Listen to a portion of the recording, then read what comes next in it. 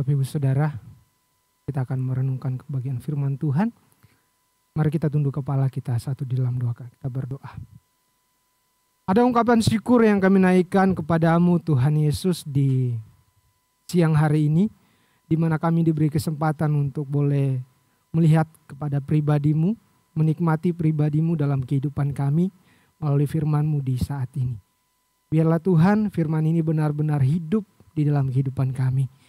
Dan kami menjadi pribadi-pribadi yang selalu berkenan kepadamu. Terima kasih Tuhan Yesus, kami bersyukur dan kami telah berdoa di dalam nama-Mu. Haleluya. Amin. Sekali lagi shalom. Sangat-sangat bersyukur kepada Tuhan ketika kita boleh melanjutkan ibadah kita di siang hari ini. Dan ketika kita boleh bersama-sama melihat kembali firman Tuhan yang akan kita renungkan bersama-sama. Saya langsung saja Bapak Ibu Saudara yang dikasihi dalam Tuhan Yesus Kristus. Kita masih dalam tetap ayat yang sama yang akan kita pelajari di siang hari ini. Dari Ibrani pasal 4 ayat yang ke-1 sampai dengan ayat yang ke-7. Kita akan baca secara bersama-sama sekali lagi kebenaran firman Tuhan ini.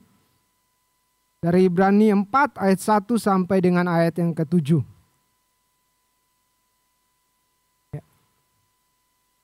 Saya akan membacakan di ayat yang bernomor ganjil dan Bapak Ibu Saudara akan membacakan ayat bernomor genap. Apakah sudah menemukan semua Bapak Ibu Saudara? Amin ya. Saya akan membacakan judul perikop Alkitab yang diberikan LAI. Firman Tuhan berkata demikian, hari perhentian yang disediakan Allah. Sebab itu baiklah kita waspada supaya jangan ada seorang di antara kamu yang dianggap ketinggalan. Sekalipun janji akan masuk ke tempat perhentiannya masih berlaku. Bapak Ibu Saudara silakan.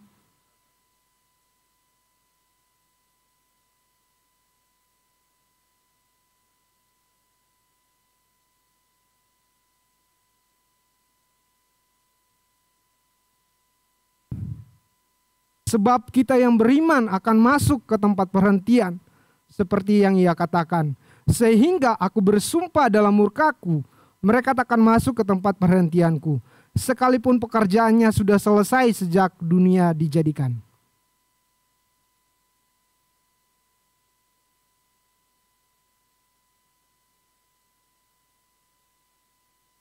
Dan dalam nas itu kita baca, mereka takkan masuk ke tempat perhentianku.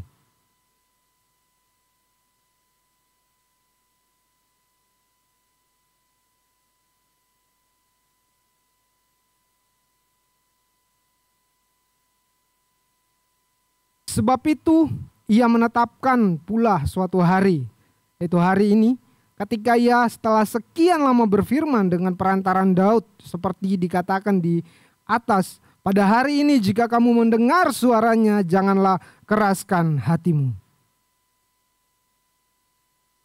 Amin untuk kebenaran firman Tuhan. Bapak Ibu Saudara yang dikasihi dalam nama Tuhan Yesus Kristus. Saya percaya ketika kita melihat kembali firman Tuhan, kita adalah orang-orang yang rindu dan kita tidak bosan tentunya.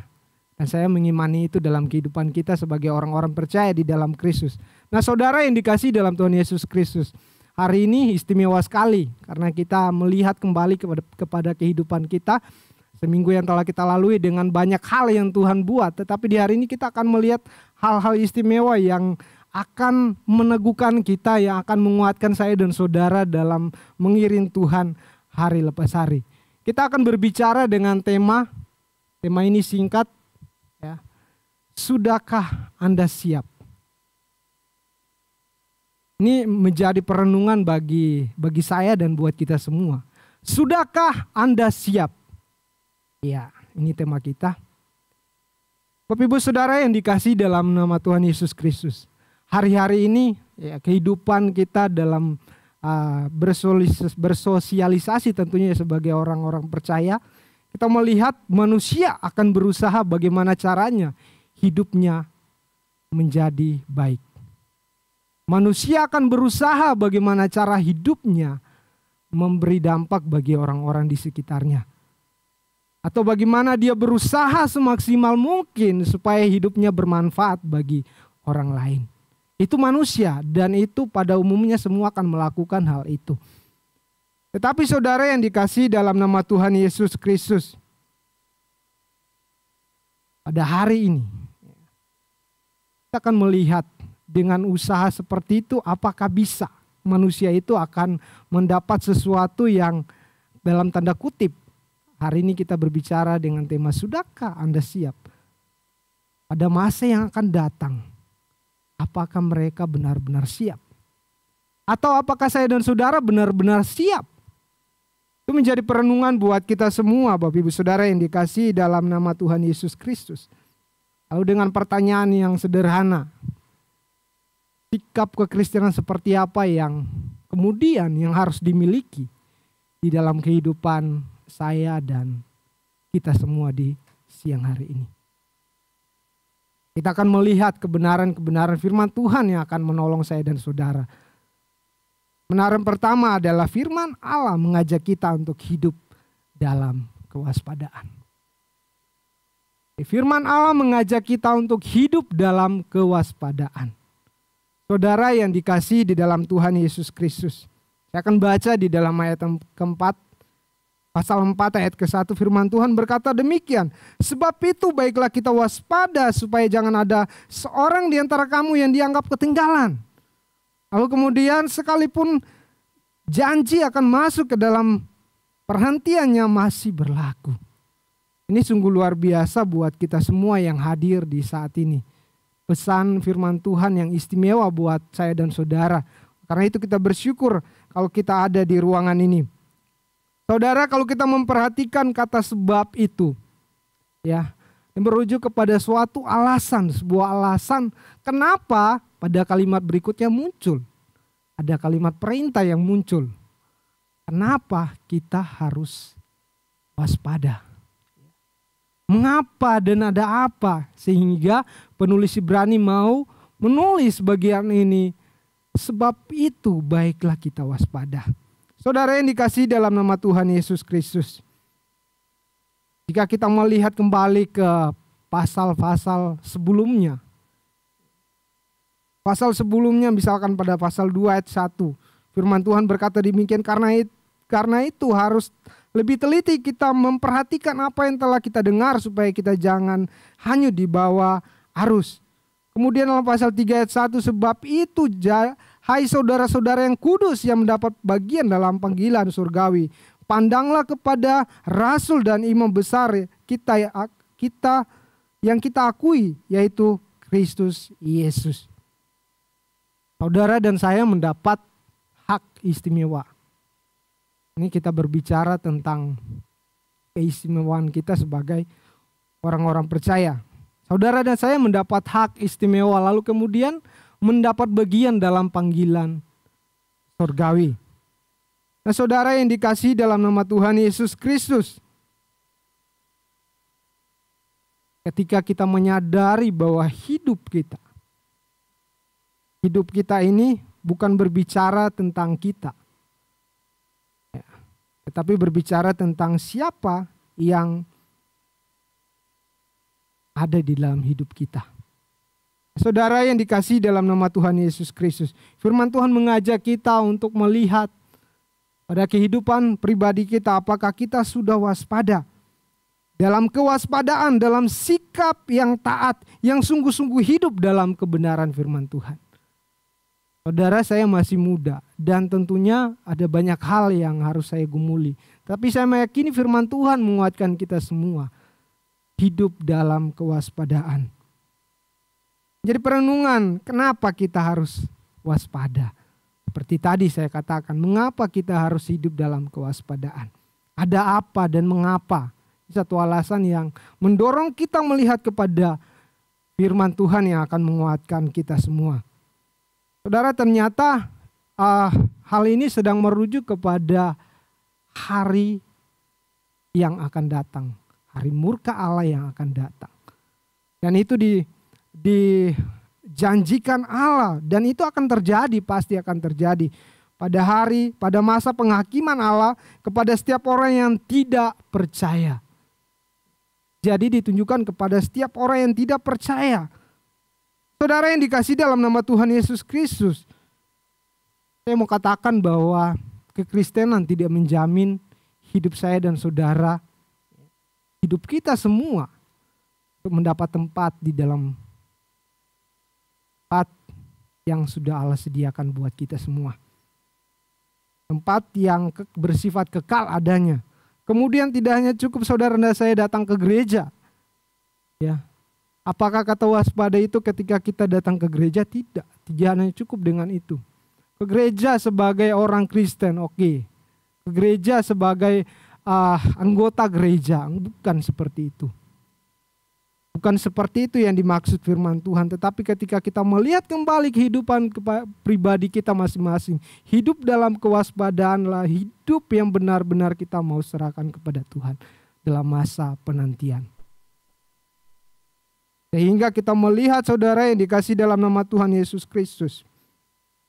Firman Tuhan pada bagian selanjutnya menegaskan kepada kita supaya saya dan saudara jangan tertinggal. Tapi pada realita kenyataan hidup saudara yang dikasihi dalam nama Tuhan Yesus Kristus, kita melihat ya, kehidupan kita mungkin berbeda-beda sebagai jemaat Tuhan, mempunyai profesi yang berbeda-beda. Yang bekerja dan dalam pekerjaan kita, dalam kegiatan sehari-hari yang kita boleh lakukan, apakah kita memandang kepada Dia? Pada Yesus Kristus, hidup yang benar-benar mau kita arahkan kepada Tuhan Yesus, pada Allah kita, hidup yang benar-benar ya, yang kita fokuskan hanya kepada Dia sehingga kita tidak tertinggal dalam perlombaan iman kita bersama-sama. Hari-hari ini saudara, hari-hari ini kita mungkin sedang bergumul. Kita bergumul dengan sesuatu yang akan kita lakukan. Kita bergumul dengan sesuatu yang akan kita kerjakan. Tapi penulis berani mau menekankan kepada kita dalam setiap hal yang kita lakukan, dalam setiap hal yang kita gumuli, melakukannya dengan kekuatan Allah. Supaya kita tidak ketinggalan. Supaya kita tidak tertinggal. Sayang sekali saudara, ketika kita sudah sekian lama menjadi orang Kristen. Ketika kita sudah sekian lama berpuluh-puluh tahun mungkin menjadi orang Kristen, tetapi kemudian kita tertinggal karena ketidakwaspadaan kita. Karena ketidaksiapan kita untuk menantikan hari perhentian Allah. Saudara yang dikasihi dalam nama Tuhan Yesus Kristus, saya mengumpamakan hidup kita seperti perlombaan. Dan kemudian kita masuk ke dalam pertandingan. Mana kita akan berjuang tentunya di sana. Ya. Kita akan terus berusaha dan berusaha. Bagaimana caranya supaya kita hidup ini berkenan kepada Dia. Pada Allah kita yang adalah pemilik hidup kita. Saudara yang dikasihi dalam nama Tuhan Yesus Kristus. Saya mengajak pada slide selanjutnya. Ya. Ini kalau kita melihat Rasul Paulus dalam suratnya kepada jemaat di Efesus mengajak kita melihat kepada jemaat hidup dalam kewaspadaan. Jadi Rasul Paulus juga mengingatkan kepada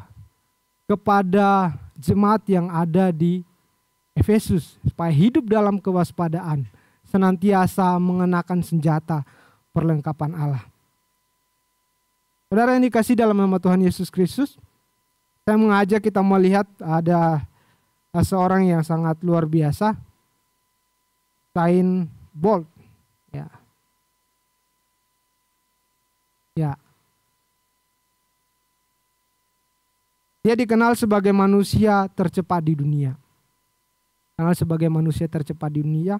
Dan kemudian dia masuk dalam perlombaan dan merupakan pelari asal Jamaika yang kemudian dia memenangkan rekor lari 100 meter dalam waktu 9,56 detik. Tentunya bukan suatu hal yang mudah yang akan dia lakukan. Tentunya sesuatu hal yang harus dilakukan dengan kerja keras, saudara, dikasihi dalam nama Tuhan Yesus Kristus. Nah, kalau kita melihat negara Jamaika ini, negara yang ada di Amerika Tengah. Kemudian menurut urutan dunia, negara ini masih tergolong pada kelas menengah ke bawah. Saudara yang dikasihi dalam nama Tuhan Yesus Kristus, seperti yang sudah saya katakan tadi, seorang pelari akan berusaha semaksimal mungkin bagaimana dia akan mencapai garis akhir atau garis finish yang akan dia capai. Apa yang perlu dia siapkan dan apa yang harus dia lakukan di dalam kehidupannya. Seharusnya saya dan saudara demikian dalam hidup ini. Perlombaan iman kita berjuang di hadapan Allah, senantiasa hidup berkenan kepada Dia. Oleh karena itu, saudara, mari kita merenungkan kehidupan kita. Sudahkah hari-hari ini kita hidup dalam kewaspadaan? Sebagai orang-orang percaya di dalam Tuhan, kita bukan berjalan dengan kekuatan kita. Kita bukan berjalan dengan kehebatan kita sendiri. Tetapi bagaimana hidup ini kita mau arahkan kepada Dia. Hidup kita yang kita jalani saat-saat ini, kita mau taruh kepada Dia. Sehingga dengan demikian kita tidak dikatakan orang-orang yang ketinggalan atau orang-orang yang tertinggal dalam perlombaan.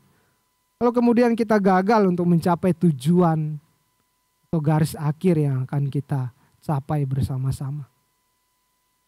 Kristus merindukan saudara dan saya ada dalam perlombaan itu. Merindukan hidup saya dan saudara. Kita mau hidup yang benar-benar kita mau arahkan hidup kita kepada Dia. Kita mau taruh hidup kita kepada Dia. Sehingga saya dan saudara menerima janji di dalam Yesus Kristus bersama-sama masuk ke tempat perhentiannya yang kekal adanya.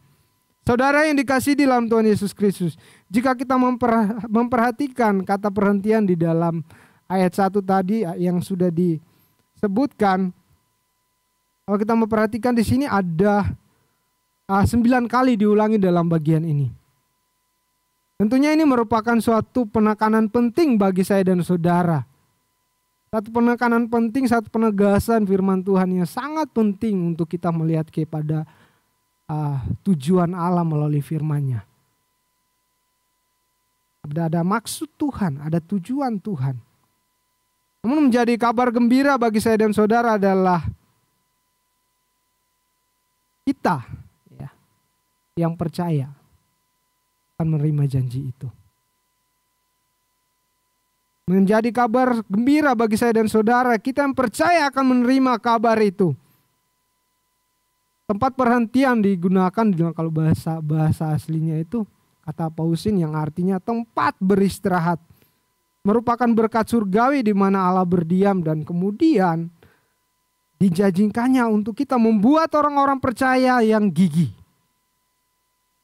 Di dalam Kristus Yesus mengambil bagian setelah kerja keras dan pencobaan hidup di bumi berakhir. Untuk membuat orang-orang percaya tetap teguh dalam pendirian iman di dalam Yesus Kristus. Untuk membuat saya dan saudara tidak tergoyahkan. Untuk membuat saya dan saudara tetap memandang kepada Dia, melihat kepada Dia. Bagaimana saya dan saudara mengarahkan hati dan pikiran kita hanya tertuju kepada Allah. Pada slide berikutnya kita akan melihat bersama-sama apa yang firman Allah mau. Kebenaran yang kedua, kebenaran berikutnya. Bagaimana saya dan saudara hidup dalam kewaspadaan.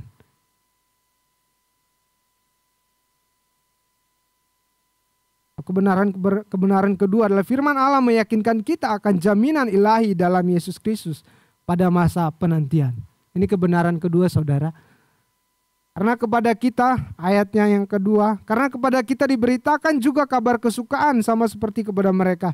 Tetapi firman pemberitaan itu tidak berguna bagi mereka karena tidak bertumbuh bersama-sama oleh iman dengan mereka yang mendengarnya. Tadi saudara yang dikasih dalam nama Tuhan Yesus Kristus, jika kita memperhatikan secara bersama-sama, ada janji yang diberikan oleh Allah kepada saya dan saudara. Bahwa karena kepada kita telah diberitakan juga kabar kesukaan sama seperti kepada mereka. Ada janji yang diberikan Allah kepada saya dan saudara. Kalau kita melihat dalam terjemahan bahasa Indonesia sehari-hari dari ayat ini, tetapi kita yang percaya menerima istirahat yang dijanjikan Allah itu.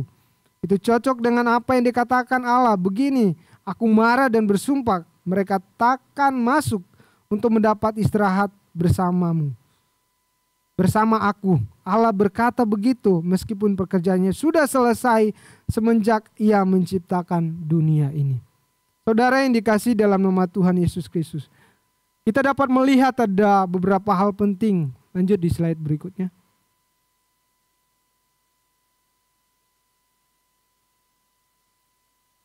Kita dapat melihat ada dua hal penting, bahwa ada orang-orang percaya yang menerima kabar sukacita, lalu kemudian firman itu bertumbuh. Ada orang-orang yang tidak percaya menerima kabar yang tadi, yang sudah saya sebutkan. Lalu kemudian firman itu atau berita itu bertumbuh. Ada orang-orang yang percaya, yang mendengar, dan kemudian ada orang-orang yang tidak percaya. Lalu menjadi pertanyaan Bapak Ibu Saudara yang dikasih dalam nama Tuhan Yesus Kristus, mereka ini siapa? Mereka adalah bangsa Israel yang kepada mereka telah Allah berfirman. Kita melihat kembali kehidupan bangsa Israel dalam perjalanan mereka selama 40 tahun mengembara di padang gurun. Yang seharusnya tadinya hanya beberapa hari dan kemudian menjadi 40 hari. 40 tahun maksud saya. Dan ini menjadi perjalanan yang luar biasa, banyak hal yang Tuhan buat. Banyak hal yang Tuhan kerjakan. Bagaimana mereka melihat kepada Tuhan. Karena ketidaktaatan mereka, karena kehidupan yang bobrok di hadapan Allah. Lalu kemudian mereka tidak menikmati janji Allah itu. Mereka tidak menikmati sukacita yang Allah sediakan bagi mereka. Sehingga ketika Musa memimpin, Musa tidak masuk. Bangsa ini tidak masuk. Ya. Bangsa ini masuk tetapi kemudian Musa tidak masuk. Dia hanya melihat saja. Kita melihat kehidupan yang bobrok di hadapan Allah menyebabkan saya dan saudara tidak mendapat bagian dalam janji Allah yang Allah sediakan bagi saya dan saudara. Saudara yang dikasihi di dalam nama Tuhan Yesus Kristus,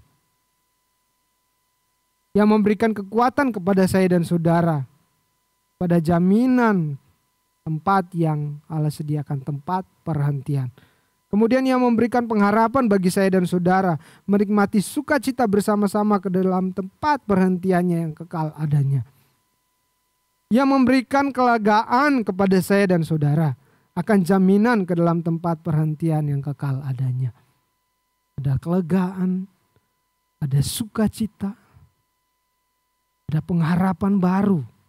Karena apa? Firman Tuhan berkata bahwa kepada mereka firman itu tidak bertumbuh.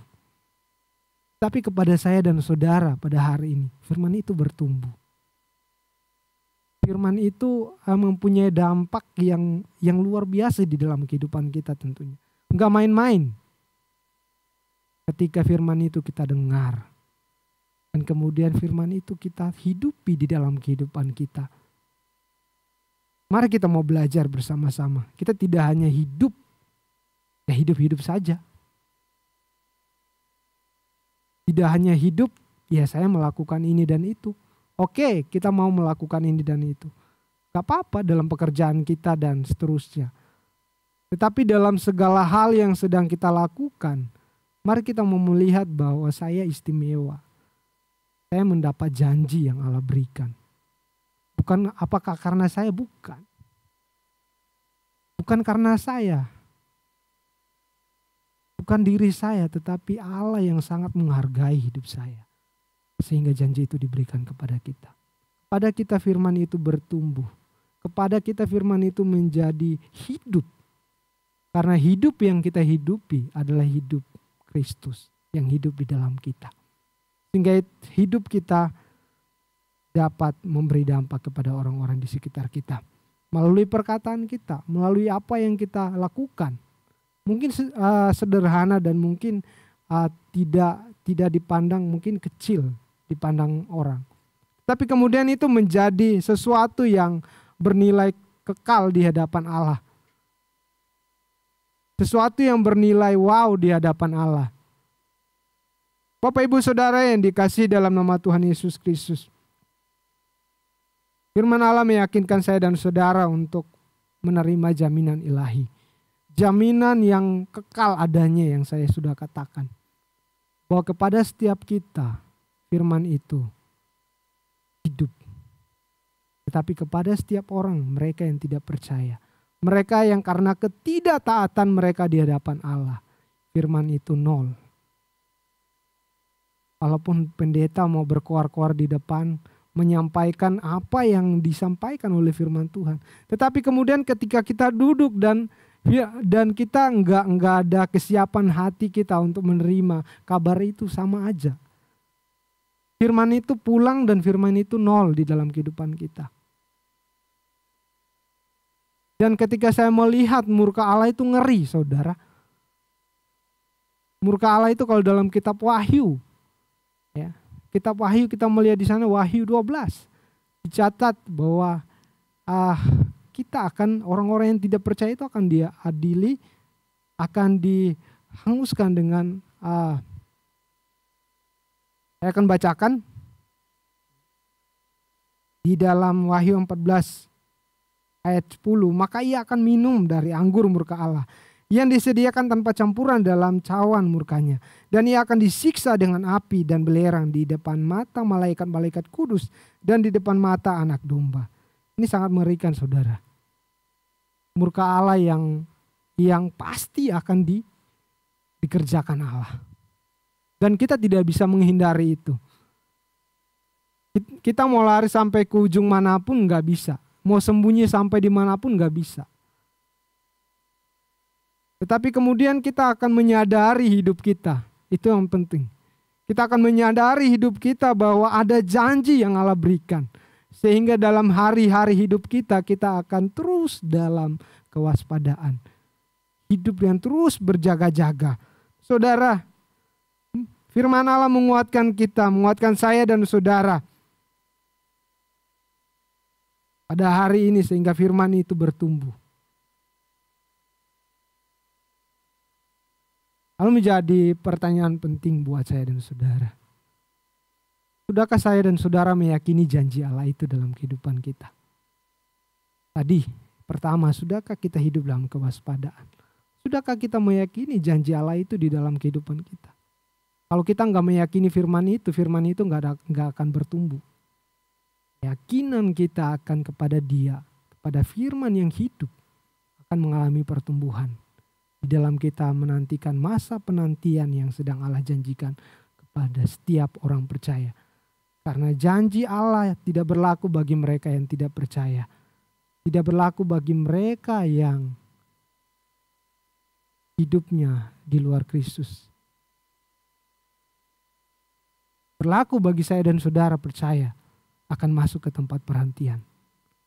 Ingat dengan peristiwa Sodom dan Gomora, saudara. Lot, karena kota itu penuh dengan kehidupan yang bobrok di hadapan Allah. Kehidupan yang rusak di hadapan Allah. Sehingga Allah menghanguskan kota itu dengan belerang api. Mari saudara, menunggang balikan kota itu. Sehingga kota itu hancur. Nah, orang-orang yang ada di dalamnya tentu mati, saudara. Ngeri, saudara. Anggap aja hari ini sudah hari terakhir. Dan kita nggak tahu besok akan seperti apa. Sodom dan Gomora dihancurkan oleh Allah. Dengan tangan Allah sendiri Allah menghancurkannya. Apakah Allah tidak mampu untuk melakukan apa? Mampu, saudara. Dia bisa melakukan apapun, saudara. Ketika kita tidak siap menerima janji Allah itu. Dia mampu melakukan. Kemudian dia berkata kepada istri Lot, malaikat yang dipakai, pergilah bersama keluarga. Lot pergi, tapi istri Lot berpaling menjadi tiang garam. Saudara, ada satu hal yang penting buat saya dan saudara. Mari kita memandang kepada dia, kepada janji itu. Ini penting buat saya dan saudara. Pandanglah kepada janji Allah itu. Sehingga kita akan melihat apa yang sedang Allah kerjakan dalam kehidupan. Saudara yang dikasihi dalam nama Tuhan Yesus Kristus. Karena kepada kita diberitakan juga kabar kesukaan. Sama seperti kepada mereka. Pada bangsa Israel. Pada mereka orang-orang yang hidupnya tidak saleh di hadapan Tuhan. Dan kepada kita adalah kabar sukacita yang luar biasa. Saya nggak lama-lama saudara. Kebenaran ketiga yang akan kita renungkan dalam kita menantikan kesiapan kita. Sudahkah Anda siap? Bagaimana sikap kita dalam menyikapi kebenaran firman Tuhan? Firman Allah meyakinkan kita akan jaminan ilahi di dalam Yesus Kristus pada masa penantian. Kebenaran ketiga yang boleh kita renungkan saudara. Kebenaran kedua yang tadi kita sudah renungkan adalah firman Tuhan meyakinkan kita akan jaminan ilahi kepada Yesus Kristus. Firman Tuhan meyakinkan kita pada jaminan yang telah Allah sediakan bagi saya dan saudara. Pada ayat yang ketiga firman Tuhan berkata demikian, sebab kita yang beriman akan masuk ke tempat perhentian seperti yang ia katakan. Sehingga aku bersumpah dalam murkaku, mereka tak akan masuk ke tempat perhentianku, sekalipun pekerjaannya sudah selesai sejak dunia dijadikan. Jika kita memperhatikan bersama-sama, saudara yang dikasihi dalam nama Tuhan Yesus Kristus, hidup kita adalah bagaimana tentang Kristus yang hidup di dalam kita. Melihat kehidupan yang Allah sediakan bagi saya dan saudara. Daud menuliskan di dalam Mazmur 95 ayat 7-8, sebab dialah Allah kita dan kita umat gembalaannya dan kawanan domba tuntunan tangannya. Pada hari ini sekiranya kamu mendengar suaranya, jangan keraskan hatimu. Saudara, ada satu hal yang kebenaran penting, jangan keraskan hatimu.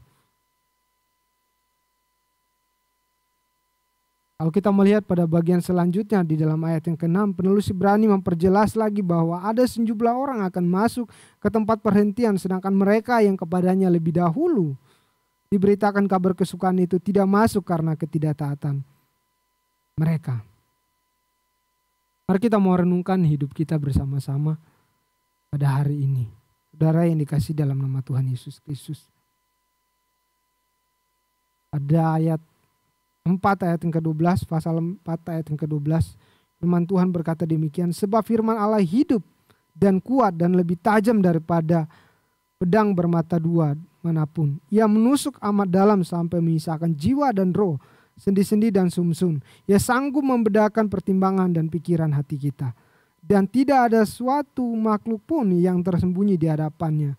Sebab segala sesuatu telanjang dan terbuka di depan mata Dia, yang kepadanya kita harus memberikan pertanggungjawab. Jadi saudara yang dikasihi dalam nama Tuhan Yesus Kristus, segala sesuatu segala sesuatu tidak tersembunyi di hadapan Tuhan, telanjang di hadapan Tuhan, terlihat amat sangat terlihat. Kehidupan saya dan saudara, tidak ada sesuatu yang tersembunyi. Allah melihat dan Allah mengetahui apa yang kita lakukan hari-hari ini saudara. Kembali firman Tuhan mengingatkan kepada kita, sudahkah hari-hari ini kita hidup dalam kewaspadaan? Hidup ini singkat adanya, kita tidak tahu kapan kematian akan menjemput saya dan saudara. Surat Yakobus 4 ayat 14 firman Tuhan berkata, sedang kamu tidak tahu apa yang akan terjadi besok, apa artinya hidupmu? Hidupmu sama seperti uap yang sebentar saja kelihatan lalu lenyap. Saudara yang dikasihi dalam nama Tuhan Yesus Kristus, sudahkah hari-hari hidup ini, hidup kita dalam mengiring Tuhan, bertumbuh di dalam iman kita di dalam Tuhan Yesus Kristus? Firman Tuhan kembali meneguhkan saya dan saudara, ada jaminan ilahi di dalam Yesus Kristus pada masa penantian.